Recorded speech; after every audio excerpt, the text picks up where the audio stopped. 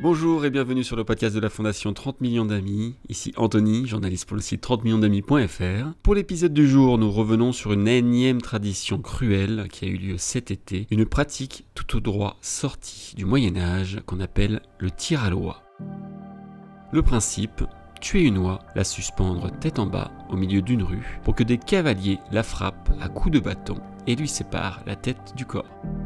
Non, nous ne sommes pas au Moyen-Âge, mais bien en 2022. En organisant cette année encore cette manifestation archaïque, le village de Beau, en Haute-Loire, a provoqué l'ire des associations de protection animale. C'est le cas de l'association locale Le Cercle de Pan, qui a été la première à réagir à la polémique, comme nous l'explique Estelle, une bénévole. C'est une dame qui nous a alerté sur les réseaux sociaux de ce qui s'était passé à Beau.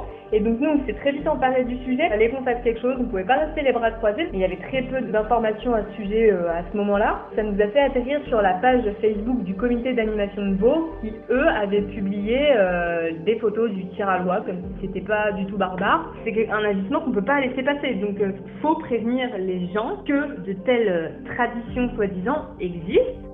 Face au tollé, notamment sur les réseaux sociaux, le comité d'animation de Beau a retiré les photographies et a tenu à se défendre. Je cite « Cette tradition se perpétue depuis de nombreuses années dans notre commune comme dans d'autres en France. Nous tenons à rappeler que l'oie est tuée avant la manifestation. De plus, l'oie est cuisinée et mangée par les classards. Cette manifestation marque la fin de leur classe et ces derniers se retrouvent pour un repas convivial. » Et le président de conclure « Les tirs à l'oie sont autorisés et nous respectons toutes les règles en vigueur. » Le maire de la commune, M. Daniel Favier, en a remis une couche en refusant de remettre en question une tradition qui, je cite, ne gêne personne, à part des gens qui ont des convictions qui vont à l'encontre de presque toutes les traditions. D'autres communes de Haute-Loire ont organisé ces manifestations comme Grazac ou Harol, et il semblerait que l'an prochain n'échappe pas à de nouveaux tirs à l'oie. Ce qui me fait peur, c'est que l'an prochain, cette animation soit de nouveau au programme des festivités de Beau, parce que vu la manière dont est écrit le message du président et vu les réponses du maire dans les différents médias, on voit bien que ce sont des personnes qui n'ont pas envie d'avoir un regard critique sur ce qu'ils font.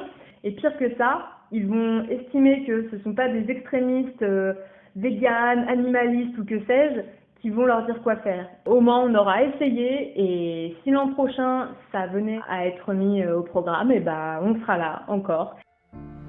Heureusement, sous la pression d'une opinion publique de plus en plus sensible au respect des animaux, il y a fort à parier que toutes ces atteintes à la dignité animale ne se trouvent en réalité qu'en sursis et pourraient, à terme, faire enfin partie du passé. Si vous souhaitez en savoir plus sur l'actualité autour de la protection animale, rendez-vous sur notre site 30millionsdamis.fr. Vous pouvez également nous retrouver sur nos réseaux sociaux Instagram, TikTok, Facebook, Twitter et YouTube. C'était Anthony. Je vous souhaite à toutes et à tous une très belle journée.